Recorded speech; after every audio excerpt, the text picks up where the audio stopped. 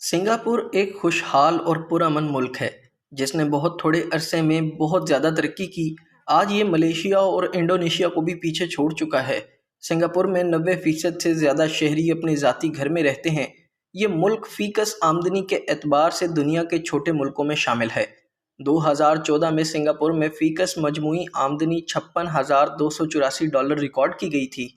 जनूब मशरकी Asia में Singapore दुनिया की बड़ी तरीन और मसरूफ़ तरीन बंदरगाहों में से एक है। इसका कुल रकबा 36 स्क्वायर मील है। ये एशिया की बड़ी दरामदगाह है। यहाँ से रबड़, तेल, लकड़ी, मशीनरी, कपड़ा और चावल वगैरह दूसरे मुल्कों को भिजवाए जाते हैं। सिंगापुर की अहम इमारतों में Victoria theatre, Raffles hotel, city hall और हाई कोर्ट अहम हैं। यहाँ का इंटरनेशनल एयरपोर्ट 1981 में तामीर किया गया। यहाँ पर बहुत से खूबसूरत बाग भी मौजूद हैं। यहाँ के मशहूर पार्कों में अम्यूज़मेंट पार्क और जोरोंग बर्ड पार्क शामिल हैं। सिंगापुर एक छोटा सा जजीरा है मगर यहाँ सफाई के बेहतरीन निज़ाम हैं। इसके साथ ही हर 100 से 200 मीटर के फासले पर टेलीफोन बूथ और ड्रिंक्स कॉर्नर मशीनें मौजूद हैं और बसों में कंडक्टर की बजाय टिकट प्रिंट करने वाली मशीन मुसाफिरों के लिए आसानी का बायस है। ये निज़ाम सिंगापुर में 1996 में ही आ चुका था, जबकि उस वक्त पाकिस्तान में मेट्रो बस या ऐसी जदीद ट्रांसपोर्ट तक का दूर दूर कोई निशान नहीं था। सिंगापुर एक गुंजान आबाद मुल्क है। इसके जनूबी हिस्से में कारोबारी और तिजारती मराकज़ हैं और मुल्क के ज़्यादातर लोग इसी हिस्से में आबाद हैं।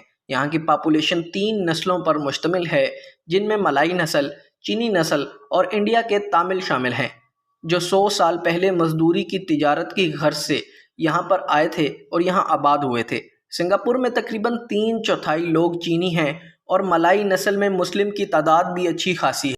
यहाँ एक कारोबारी सेंटर मुस्तफ़ा सेंटर के नाम से मशहूर है, जिसमें ज्वेलरी का कारोबार करने वाले ज़्यादातर इंडियंस हैं, जबकि इसी इलाके में पाकिस्तानियों ने कुछ मकान किराए पर ले रखे हैं। सिंगापुर के लोगों का मयार ज़िंदगी दुनिया में बुलंद तरीन है। यही वजह है कि दुनिया भर से लोग यहाँ अपने रोज़गार की तलाश और अपनी ज़िंदगी जीने आते हैं। सिंगापुर का जजीरा शुमाल से जनूब की तरफ 22 किलोमीटर तक फैला हुआ है, जबकि मशरिक से मगरिब की तरफ 50 किलोमीटर तक फैला हुआ है। इस मुल्क के तकरीबन आधे से ज़्यादा जजीरे पर कारखाने और रिहाइश गाहें बनी हुई हैं और यहाँ ज़राई इलाका बहुत कम है, जबकि इसका पहाड़ी इलाका कुदरती जंगल पर मुश्तमिल है, जहाँ चूहे, हिरन, लोमड़ियाँ पाई जाती हैं।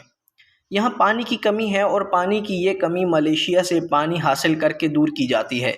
यहाँ मगरिबी लिबास आम है। यहाँ के खानों की बात की जाए तो यहाँ चीनी, इंडियन और मलाई के अंदाज से खाने खाए जाते हैं।